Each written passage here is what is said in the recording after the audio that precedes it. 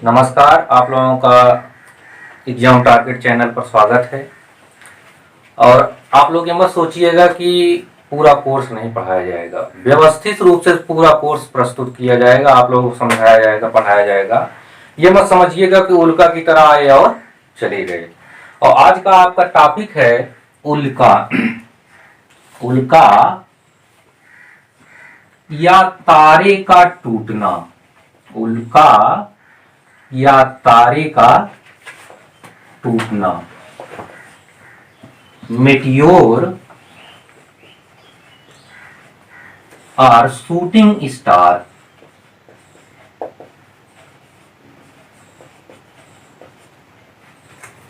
आज हम लोग कल से आगे पढ़ना शुरू कर रहे हैं। हमारा टॉपिक है उल्का या तारे का टूटना। जैसा कि हम जानते हैं कि उल्का या तारे सामान्यतः ये तारा होता नहीं। तो कल्पना करिए कि पृथ्वी पर जीवन संभव कैसे हुआ। जब हम वायुमंडल के टॉपिक में पहुंचेंगे तो वहां देखेंगे कि पृथ्वी के चारों ओर गैसों का एक आवरण पाया जाता है जिसे वायुमंडल के नाम से जाना जाता है। और हमारा वायुमंडल एक रक्षा कवच की भांति कार्य करता है, जो अंतरिक्ष से तो पेड़ पौधों जीव जंतुओं के लिए जो लाभदायक है उसे आने देता है, लेकिन हानिकारक वस्तुओं को रोक लेता है। उस समय हम देखेंगे ओजोन परत जो अल्ट्रावायलेट किरणों को रोक लेती है। और यहां पर देखते हैं कि उल्का, अगर हमारा वायुमंडल ना होता तो क्या घटना घटित होती। हमारे सौर मंडल में बहुत बड़ी मात्रा में ब्रह्मांडीय धूल और विखंडित पदार्थ पाया जाता है। जब हमारी पृथ्वी सूर्य के चारों ओर चक्कर लगा रही है, हमारी पृथ्वी सूर्य के चारों ओर चक्कर लगा रही है, और अक्सर ऐसा घटित होता है कि उन विखंडित पदार्थों में से किसी न किसी विखंडित पदार्थ को पृथ्वी अपनी ओर आकर्षित कर लेती है। और जब वह विखंडित पदार्थ पृथ्वी के वायुमंडल में प्रवेश करता है तो वहां उपस्थित गैस के अणुओं से उसका घर्षण होता है, और घर्षण से उत्पन्न हुई ऊष्मा इतनी अधिक मात्रा में होती है कि प्रवेश करने वाला विखंडित पदार्थ कुछ ही पलों में जलकर राख हो जाता है, जिसे उल्का या मेटियोर की संज्ञा दी जाती है। कभी कभी ऐसा होता है कि यह उल्का पूरी तरह से जलकर राख नहीं हो पाती है, तो पृथ्वी से टकराकर खंडों में विखंडित हो जाती है, जिसे उल्का खंड या मेटियोराइट के नाम से जाना जाता है। किसके नाम से? उल्का खंड या मेटियोराइट के नाम से जाना जाता है। और जब उल्का आसमान में कुछ पलों के लिए जल रही होती है तो पृथ्वी पर से आसमान में देखने पर एक चमकीली रेखा के समान दिखाई देती है, जिसे आम आदमी की भाषा में तारे का टूटना कहा जाता है। जिसे आम आदमी की भाषा में क्या कहा जाता है? तारे का टूटना कहा जाता है। और अगर उल्का के कारण कोई घटना आप देखते हैं तो एक बार एक उल्का जो पूरी तरह से जलकर राख नहीं हो पाई थी और पृथ्वी पर गिरी और बहुत बड़े गड्ढे का निर्माण हो गया। बाद में उसमें जल भर जाने के कारण एक झील का निर्माण हो गया, जो महाराष्ट्र के बुल्ढाना जिले में लोनार झील है। वैज्ञानिक ये कहते हैं कि उसका निर्माण महाराष्ट्र के बुल्ढाना जिले में लोनार झील है। वैज्ञानिक कहते हैं कि उसका निर्माण उल्का के गिरने के कारण हुआ है। कुछ ही समय पहले आप खबरों में सुन रहे होंगे कि लोनार झील का रंग गुलाबी हो गया है। और जब हम लोग झीलों के बारे में पढ़ना शुरू करेंगे तो वहां पर फिर देखेंगे कि लोनार झील का रंग किस कारण से ऐसा हुआ, या इस तरह की दुनिया में और कोई भी झील है जो रंग बदलती है। अब हम लोग देखेंगे धूमकेतु या पुच्छल तारा। धूम केतु या पुच्छल तारा।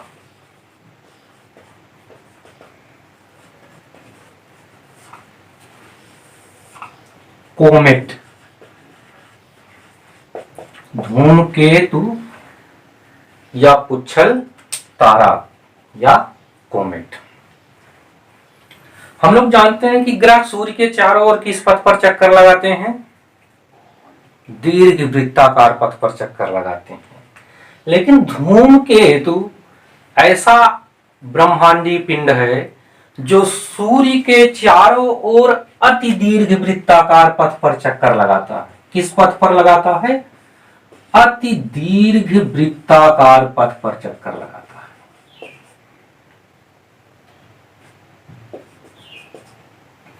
ग्रहों का परिपथ कैसा होता है? दीर्घ वृत्ताकार। और धूमकेतु का पथ कैसा होता है? अति दीर्घ वृत्ताकार। धूमकेतु सूर्य के चारों ओर चक्कर लगाने वाला ऐसा पिंड है जो सूर्य का चक्कर अति दीर्घ वृत्तीय पथ पर लगाता है।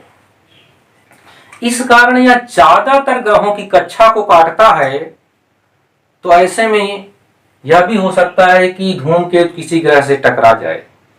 इस तरह की एक घटना 1994 में घटित हुई, जब शूमेकर लेवी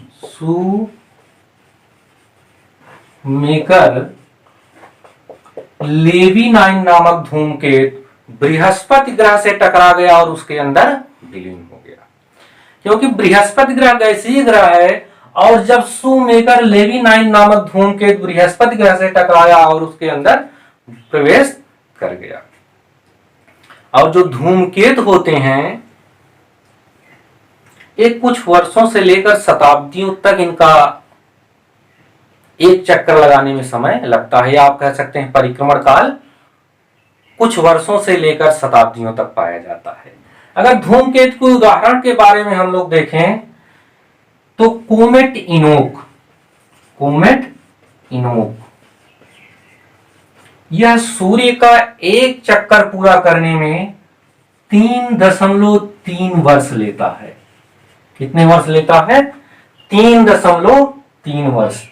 अगर कोमेट पोन्स ब्रुक के बारे में देखें, पोन्स ब्रुक यह 71 वर्ष लेता है। एक चक्कर पूरा करने में कितना समय लगता है इसको? 71 वर्ष लगता है। अब कोमेट हैली को 76 वर्ष लगता है। और कोमेट रिगोलेट को 151 वर्ष लगते हैं। हम लोगों ने देखा कि धूमकेतु क्या होता है? सूर्य का चक्कर लगाने वाला ऐसा पिंड होता है जो अति दीर्घ वृत्ताकार पथ पर चक्कर लगाता है। तो ऐसे में वह ज्यादातर ग्रहों की कक्षा को काटता है। तो ऐसे में ग्रहों से टकरा भी सकता है। इस तरह की एक घटना 1994 में हुई, जब शूमेकर लेवी 9 नामक धूमकेतु बृहस्पति ग्रह से टकराया और बृहस्पति ग्रह में विलीन हो गया। और धूमकेतु जो है कुछ वर्षों से लेकर शताब्दियों तक का समय लेते हैं सूर्य का एक चक्कर लगाने में। अगर उदाहरण के तौर पर हम लोग देखें तो कोमेट इनोक 3.3 वर्ष लेता है। कोमेट पोन्स ब्रुक 71 वर्ष लेता है। कोमेट हैली 76 वर्ष और कोमेट रिगोलेट 151 वर्ष समय लेता है एक चक्कर पूरा करने। तो हम लोगों ने देखा कि धूमकेतु सूर्य का चक्कर लगाने वाला एक ब्रह्मांडीय पिंड है जो अति दीर्घ वृत्ताकार पथ पर लगाता है। थोड़ा हम लोग एक चित्र बनाते हैं उसका।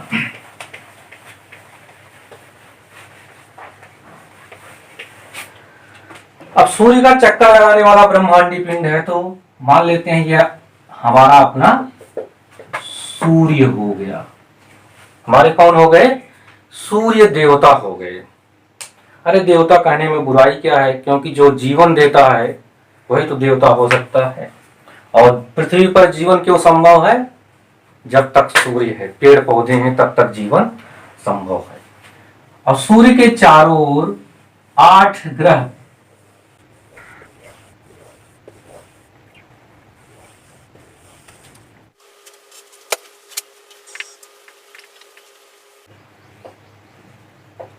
सूर्य के चारों ओर ग्रह किस तरह व्यवस्थित हैं?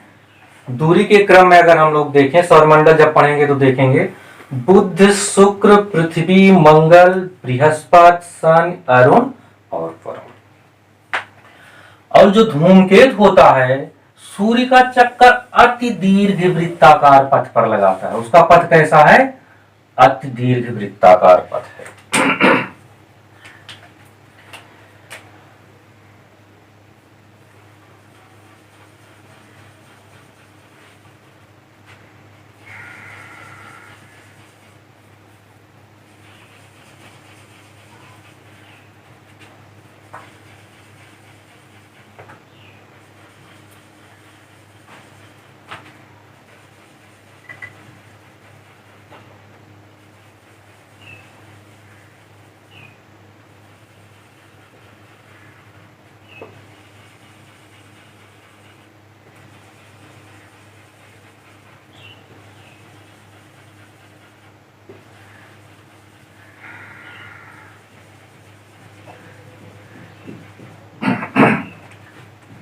यह सूर्य का चक्कर लगाने वाला एक धूमकेतु का उदाहरण ले लिया गया है। अगर धूमकेतु के स्ट्रक्चर के बारे में हम लोग देखें, धूमकेतु के स्ट्रक्चर के बारे में देखें तो उसका एक फिगर अलग से हम लोग यहीं बगल में बनाते हैं। धूमकेतु का एक केंद्रक होता है, धूमकेतु का एक केंद्रक होता है जो पृथ्वी के समान भारी तत्वों से निर्मित होता है और कठोर होता है, और इसका व्यास 1 से 10 किलोमीटर पाया जाता है। कैसा पाया जाता है? 1 से 10 किलोमीटर के बीच पाया जाता है, और इसके चारों ओर ब्रह्मांडीय धूल और गैसें जमा होती हैं, जिसे वैज्ञानिक भाषा में कोमा के नाम से जाना जाता है, जिसे वैज्ञानिक भाषा में कोमा के नाम से जाना जाता है, जिसे कभी कभी वैज्ञानिक गंदगी भरी बर्फ के नाम से भी पुकारते हैं।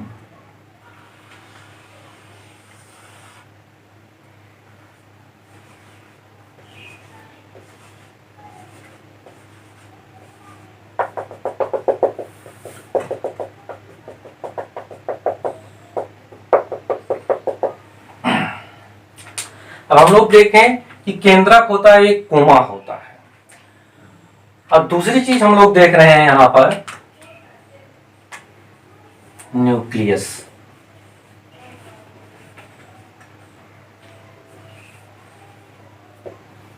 यह 1 से 10 किलोमीटर के बीच में, इसका व्यास 1 से 10 किलोमीटर के बीच में पाया जाता है, और कोमा, कोमा का व्यास 10⁵5 किलोमीटर पाया जाता है। और यह धूमकेतु की पूंछ है, tail of comet, tail of comet.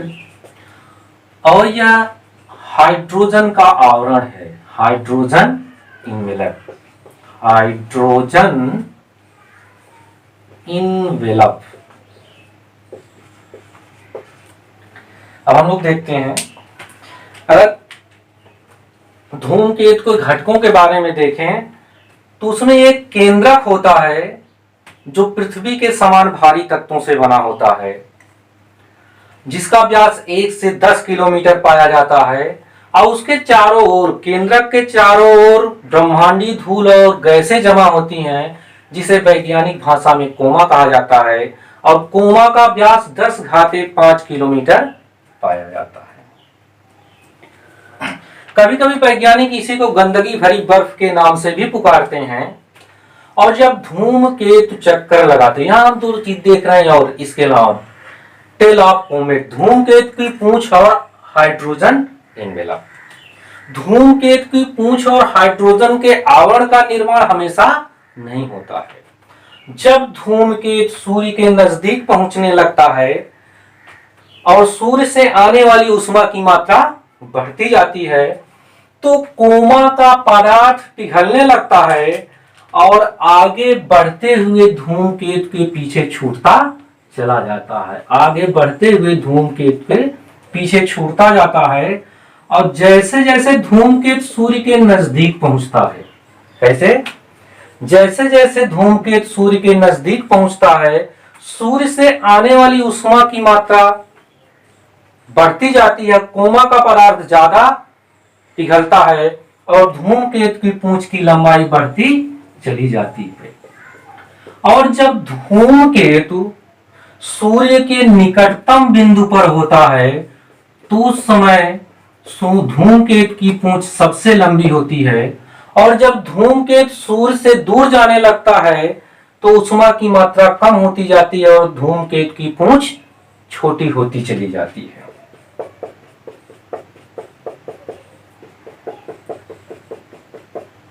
और जब सूर्य से आने वाली उष्मा का प्रभाव समाप्त हो जाता है तो धूमकेतु की पूंछ समाप्त हो जाती है। एक बार हम लोग लौट के फिर देखते हैं कि धूमकेतु की पूंछ और हाइड्रोजन आवरण का निर्माण कब होता है? जब यह सूर्य के नजदीक पहुंचने लगता है। जब धूमकेतु सूर्य के नजदीक पहुंचने लगता है तो कोमा में उपस्थित गैसें अब गैसीय रूप में आ जाती हैं और कोमा के चारों ओर एक आवरण की भांति ढक लेती हैं। और सूर्य के तापमान के कारण, उष्मा के कारण कोमा का जो पदार्थ पिघलता है वह आगे बढ़ते हुए धूमकेतु के पीछे छूटता जाता है। जैसे जैसे धूमकेतु नजदीक होता जाएगा उष्मा की मात्रा बढ़ती जाएगी, कोमा का पदार्थ अधिक मात्रा में पिघलेगा और धूमकेतु की लंबाई बढ़ती चली जाएगी। और जब धूमकेतु सूर्य के निकटतम बिंदु पर होगा उस समय प्राप्त होने वाली उष्मा अधिक मात्रा में होती है और कोमा का पदार्थ अधिक पिघलता है और धूमकेतु की पूंछ की लंबाई उस समय सर्वाधिक पाई जाती है। और जब धूमकेतु सूर्य से दूर जाने लगता है तो उष्मा की मात्रा कम होती जाती है, कोमा का पदार्थ कम पिघलता है और धीरे धीरे पूंछ की लंबाई घटती चली जाती है। और एक समय ऐसा आता है जब उष्मा का प्रभाव कम हो जाता है या नगण्य हो जाता है तो पूंछ और हाइड्रोजन आवरण समाप्त हो जाते हैं। इसके पश्चात जब धूमकेतु अनंत अंतरिक्ष में विचरण कर रहा होता है तो कोमा के चारों ओर पुनः धूल और गैसें जमा होती चली जाती हैं। जो पदार्थ सूर्य के नजदीक पहुंचने पर धूमकेतु ने खोया था उसे अनंत अंतरिक्ष में पुनः प्राप्त कर लेता है और यह प्रक्रिया लगातार चलती रहती है। धूमकेतु की पूंछ की सबसे बड़ी विशेषता यह होती है कि यह सदैव सूर्य के विपरीत दिशा में पाई जाएगी, सदैव सूर्य के विपरीत दिशा में पाई जाएगी। क्योंकि इससे पहले हम लोगों ने देखा था सौरीय पवन, सूर्य से लगातार आवेशित कण निकलकर सौरमंडल में फैलते रहते हैं। तो जो ये आवेशित कण हैं या कहिए सौरीय पवन है, धूमकेतु के पिघले हुए पदार्थ को सूर्य से दूर ढकेल देता है, जिस कारण धूमकेतु की पूंछ सदैव सूर्य के विपरीत दिशा में पाई जाती है। अब हम लोग देखें कि धूमकेतु की पूंछ का निर्माण कब होगा? जब यह नजदीक पहुंचने लगेगा। और सबसे ज्यादा लंबाई धूमकेतु की पूंछ की कब होगी? जब यह निकटतम बिंदु पर होगा। जब नजदीक होता जाएगा पूंछ की लंबाई बढ़ती जाएगी और जब दूर जाएगा तो पूंछ की लंबाई घटती चली जाएगी। इस तरह से हम लोगों ने देखा कि धूमकेतु सूर्य के चारों ओर चक्कर लगाने वाला ऐसा ब्रह्मांडी पिंड है जिसका पथ अति दीर्घ वृत्तीय होता है। अब धूमकेतु की उत्पत्ति होती कैसे है? धूमकेतु की उत्पत्ति होती कैसे है?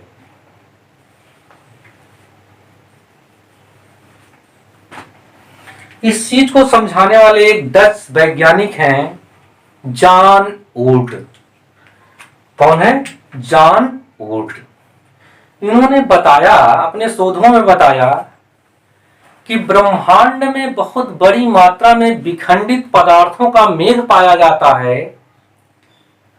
और कभी कभी ऐसा होता है कि ये विखंडित पदार्थ सूर्य की आकर्षण शक्ति के कारण सूर्य का चक्कर लगाने लगते हैं और धीरे धीरे धूमकेतु के रूप में परिवर्तित होते चले जाते हैं। और इन बादलों को ऊर्स क्लाउड के नाम से जाना जाता है। इन बादलों को किस नाम से जाना जाता है? ऊर्स क्लाउड के नाम से जाना जाता है। तो हम समझते हैं कि धूमकेतु अच्छे से समझ में आ गया होगा और कल हम लोग इसके आगे आकाश गंगा पढ़ेंगे और आकाश गंगा के पश्चात सौरमंडल पर आएंगे। धन्यवाद।